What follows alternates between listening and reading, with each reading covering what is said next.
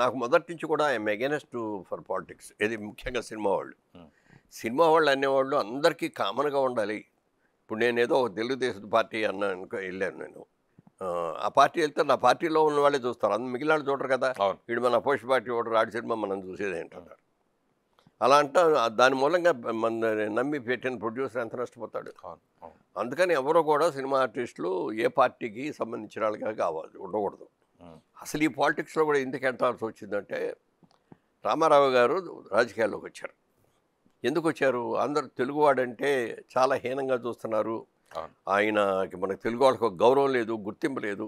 మేము ఆంధ్రప్రదేశ్ నుంచి వచ్చామండి అంటే అది ఎక్కడ ఉంది అనేవారు. తమిళ వాళ్ళుగా మీరందరూ తమిళియన్సా అనేవారు, మద్రాసీలా అనేవారు.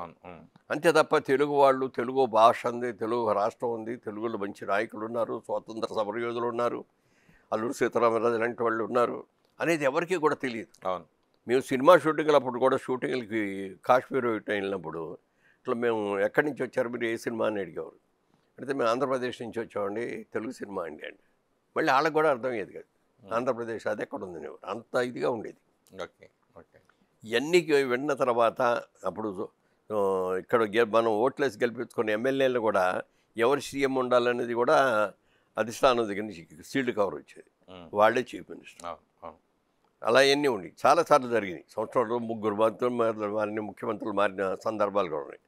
ఆ టైంలో ఎన్టీ రామారావు పుణ్యళ్ళు చేస్తాం సినిమాలు చాలిక, ఇక నుంచి ప్రజల కోసం చేద్దామని చెప్పి అప్పుడు పార్టీ పెట్టి దిగాడు.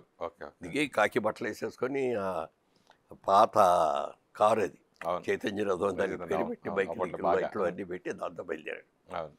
ఆయన అట్లా వచ్చేటప్పుడు ఏలూరు దగ్గరలో పెదపాడులో అప్పుడు మేము పిచ్చి పంతులో నువ్వు సినిమా తీస్తున్నాం.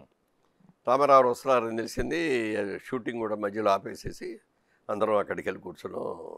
ఆయన స్పీచ్ అయిపోయింది. అయిన తర్వాత మమ్మల్ని చూసి పిలిచారట. వెళ్ళాము, వ్యాన్లో కూర్చున్నాం. ఇదేంటి ఇక్కడ ఉన్నారు అన్నాడు. షూటింగ్ కోసం వచ్చామండి. నేను, రావు గోపాలరావు గారు, సత్యనారాయణ గారు, గిరిబాబు గారు, కవిత, ఇంకెవరు వచ్చారు, అందరు కలిసి మాధవి అంటే వెరీ గుడ్, బాగా చేసుకునేది ఇది అన్నారు. సార్ మీరు ఇంత అన్నీ వదిలేసుకొని మీరు వచ్చారు రాజకీయాల్లోకి, మేమేం చేయగలలో చెప్పండి సార్, మీరు ఏం చేయమంటే అది చేస్తామండి అంటే అప్పుడు ఆయన అన్నాడు, నేను ఇందిరాగాంధీకి వ్యతిరేకంగా దిగాను, అన్నిటికీ తెగించి వచ్చాను.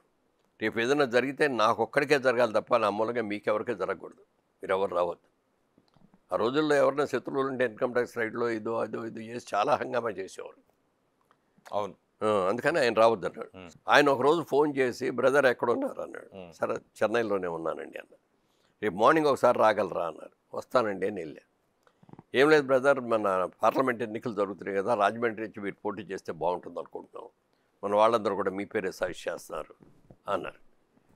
సార్ నేను పాలిటిక్స్కి వ్యతిరేకం సార్, నేను మీరంటే అన్నీ త్యాగం చేసి వచ్చారు, ఈ స్టేజ్లో నేను అన్నీ త్యాగం చేసి రాలేనండి, ఇప్పుడిప్పుడే అప్కమింగ్ హీరోని నేను, పైగా ఈ స్టేజ్లో వచ్చి పిల్లలు ఇంకా సెటిల్ అవ్వలేదు, నేను ఇంకా సెటిల్ కాలేదు, ఐఎమ్ సారీ అండి ఏముంది. లేదు బ్రదర్ ఆలోచించండి, 4 రోజులు టైం ఇవ్వండి సార్ అని 4 రోజులు అయిన తర్వాత వెళ్ళి క్షమించండి సార్, నేను ఒక పార్టీ కార్యకర్తగా ఉంటాను కానండి నాకు నాయకత్వంగా ఒక్కర్లేదండి.